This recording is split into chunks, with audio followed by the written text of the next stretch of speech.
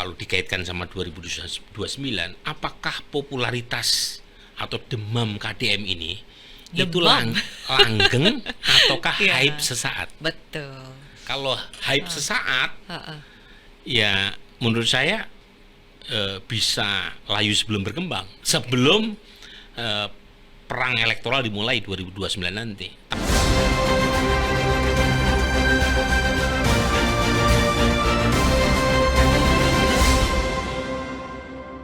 Nah, soal peta 2029 nanti. elektoral 2029, Mas Burhan, yang saya dengar juga, KDM ini adalah sosok kepala daerah yang melejit approval ratingnya, entah apa itu survei ya, mungkin tidak dipublikasikan ya, tapi secara persentase ketertarikan publik oleh seorang pemimpin, Iya. baik itu di nasional, di level nasional maupun di level daerah, itu nama KDM paling tinggi.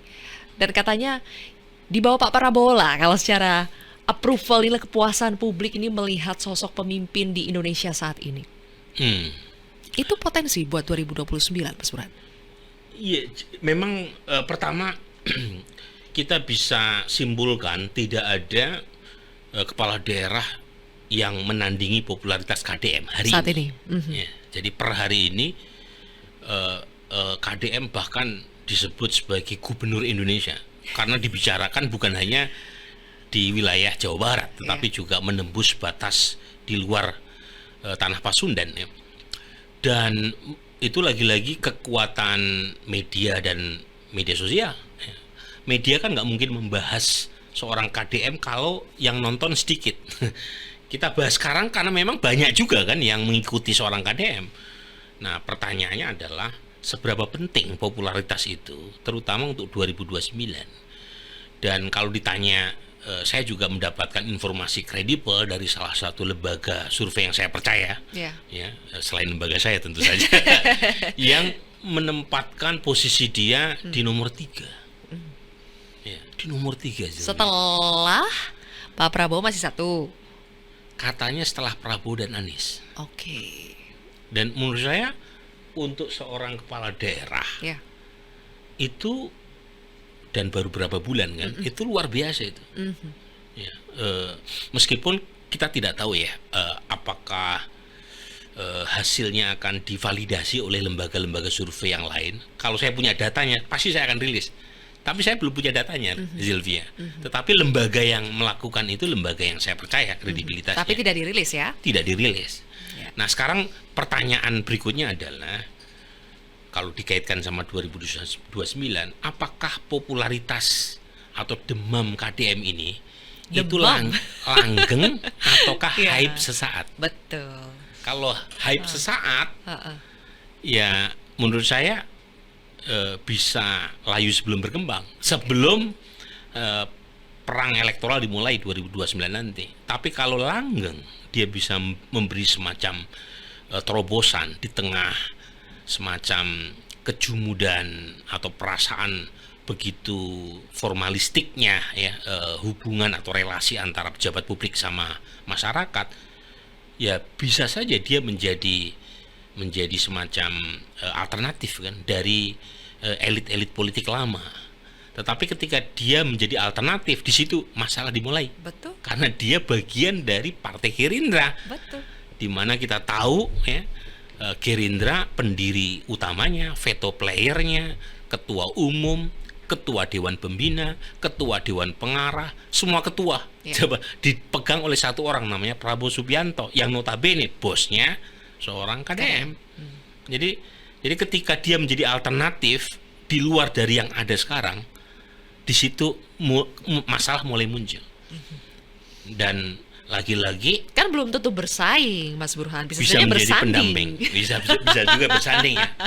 Tetapi lagi-lagi ini memang masih sangat spekulatif ya, bisa bersaing, bisa bersanding. Tapi saat yang sama jangan lupa juga ketika dia diposisikan sebagai orang nomor 2, di situ godaan mulai datang dan ujian loyalitas seorang KDM akan diperlihatkan. Godaan yang saya maksud adalah karena partai politik kita lemah pelembagaannya dan untuk urusan elektoral mereka sangat tergantung oleh faktor elektabilitas. Jangankan politisi yang punya bendera partai, yang tidak terafiliasi partai pun asal populer, asal elektabilitas tinggi, itu ngantri untuk dipinang oleh mereka. Anies Baswedan bukan orang partai, tapi 3 partai utama mendukung dirinya sebagai calon presiden 2024 kemarin. Apalagi konteksnya mulai berubah, Zilvia. 2029 tidak ada lagi presidential threshold sesuai dengan keputusan MK. Dan itu lagi-lagi godaan itu yang akan diterima oleh KDM dengan asumsi elektabilitasnya langgeng. Dan kalau misalnya itu yang terjadi, masalah serius mulai mendatangi ya, masalah atau tantangan ya buat seorang KDM. Jadi memang rumit, tetapi lagi-lagi kemungkinan itu bisa kita flashback ke belakang melihat seorang Ganjar. Ini Ganjar yang elektabilitasnya tinggi, kemudian dipinang sebelum akhirnya disalib oleh Anies maupun oleh Prabowo.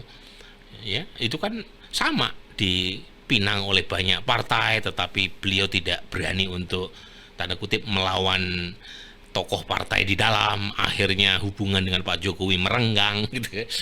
Dan ujungnya hilang semuanya karena popularitas dan pamornya ternyata terasosiasi dengan Pak Jokowi. Dan ketika Pak Jokowi mencabut asosiasinya dengan seorang Ganjar dan melimpahkannya ke Pak Prabowo, sayonara buat Ganjar.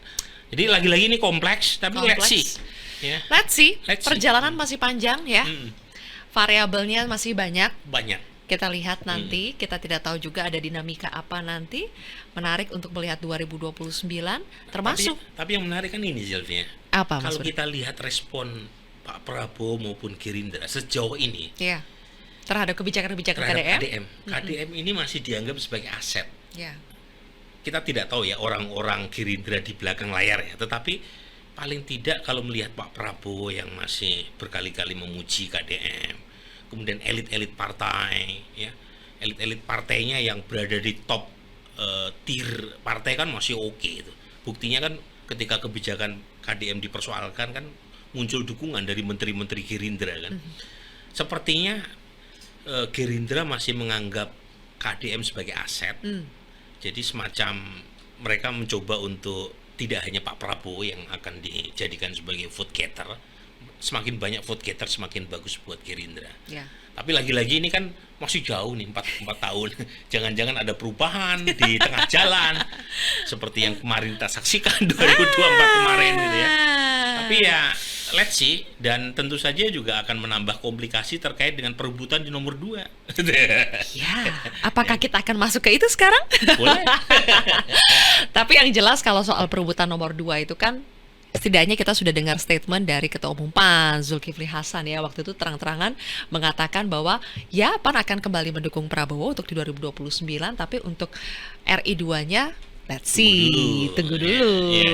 Dan apakah itu juga yang terbaca Mas di partai-partai lainnya? Soal RI 2 ini juga akan menjadi kursi rebutan nanti karena tadi presidential threshold jadi 0%, sekarang semuanya merasa memiliki kesempatan. Sebenarnya bukan hanya kursi kursi kedua ya, kursi pertama pun itu dugaan saya tidak statis yang kita baca hari ini. Kalau kita baca beberapa tahun ke depan ya, karena lagi-lagi pintu normatif sudah dibedol oleh MK. MK sudah menghancurkan pintu normatif itu. Bahkan partai yang tidak lolos PT pun secara aturan boleh menominasikan capres dan cawapres. Jadi posisi tawar partai-partai sekarang kuat. Dan di situ bukan hanya cawapres, capres pun bukan hal yang mustahil buat partai-partai untuk memikirkan. Cuma lagi-lagi mereka kan punya constraint. Kalau dilihat dari stok internal partai mereka, umumnya popularitas tokoh-tokohnya kan rendah. Ya kan saya rilis Januari kemarin 2025 ya, itu tokoh-tokoh ketua umum partai kan kecil-kecil tuh elektabilitasnya. Dan mungkin hari ini masih kecil, tapi sepertinya berharap popularitas itu datang dari ketua umum partai agak kecil, Zilvia. Kalau kita lihat ke belakang, sumber rekrutmen pemimpin nasional itu umumnya ada 2, 1 kepala daerah, 2 menteri. Nah kalau ketua umum partai atau sekjen partai memang berat. Ya. Tapi ketua umum partai juga banyak yang jadi menteri. Nah, cuma mampu atau tidak menggunakan portofolio kementeriannya untuk menaikkan bargaining elektoralnya kan? Kan nggak banyak. Waktu zaman Pak Jokowi juga banyak ketua umum partai yang jadi menteri, tapi yang populer sedikit sekali. Cuma Pak Prabowo. Oke. Caimin pun sebenarnya rendah secara personal. Cuma dia punya PKB kan, akhirnya menjadi dasar buat Mas Anies untuk mencawapreskan dirinya gitu. Tapi lagi-lagi jangankan 02 ya, 02. Jangankan kursi kedua, kursi pertama pun itu menjadi sangat terbuka dengan Tapi pada putusan berani MK. Mas menantang petahana loh Pak Prabowo. Zil, Ah, kebayang nggak tahun 2024 partai seperti PKB, partai seperti Nasdem yang dianggap sangat loyal kepada Pak Jokowi, loyal sama Pak Jokowi dan mendapatkan banyak sekali kompensasi, spoil of power ya, ketika loyal mendukung Pak Jokowi. Dua partai ini mendukung Pak Jokowi sejak 2014, bahkan sebelum PD Perjuangan resmi mengumumkan Pak Jokowi. Jadi saking dekatnya. Tapi ketika menjelang pemilu 2024, untuk kepentingan subjektif partainya masing-masing, berani mereka berbeda pendapat. Bahkan 2 tahun sebelum Pilpres 2024, terutama Nasdem kan, mendukung Mas Anies yang kita tahu itu tidak satu hati dengan Pak Jokowi. Berani. Artinya Nasdem punya pertimbangan mengapa Anies yang dicapreskan, yaitu sebagai vote getter buat Nasdem, dan berhasil. Suara Nasdem meningkat, memang tidak besar, tetapi kalau tidak mengusung Anies, itu Nasdem kehilangan pangsa pasar, terutama di Indonesia bagian barat, karena Nasdem sudah kehilangan terutama basis dukungan di Indonesia bagian timur. Jadi good bargain ya, Anies ya, dengan dicapreskan sebagai capres oleh Nasdem. 2029 mungkin kalau hari ini kita membacanya, ya mungkin ketidakberanian itu terbaca dari banyak elit partai karena mereka memikirkan untuk mendapatkan kompensasi kan, entah sebagai kader di kementerian, kader partai tadi menjadi menteri atau menjadi posisi-posisi publik yang lain ya. Tetapi 2 tahun atau setahun sebelum pemilu 2029 mereka akan berpikir hidup mati buat partainya ya, di situ jadi yang tuh. namanya koalisi permanen Itu omong kosong tuh. Koalisi permanen itu hanya indah di atas kertas, tapi faktanya kalau kita flashback Indonesia pasca reformasi, itu mustahil ada koalisi permanen. Satu, karena sistem kepartean kita lemah ya. Dua, karena suara pileg, suara partai itu ditentukan oleh personality. Tiga, tidak ada ideologi yang tegas antar partai. Jadi diferensiasi lemah dan akibatnya perilaku elit partai itu ditentukan oleh insentif dan disinsentif. Dan itu tidak ada kata dalam kamus politik namanya koalisi permanen dalam konteks Indonesia.